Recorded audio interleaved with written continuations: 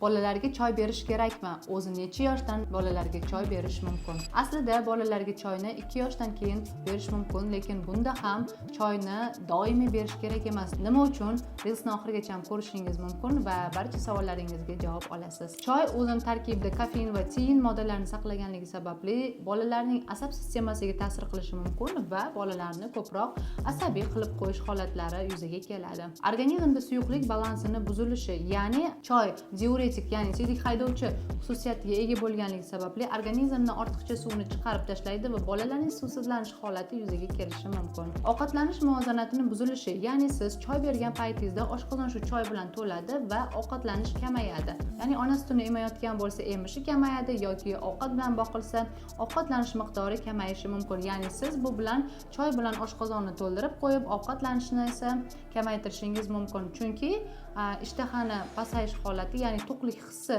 yuzaga kelganligi sababli ishtaha pasayadi. Bolalarga o'zi 2 yoshdan keyin choyni berishingiz mumkin. Buni ham siz balans qilishingiz kerak. Doimiy choy bera olmaysiz. Choy berayotgan paytingizda ham harakat qiling.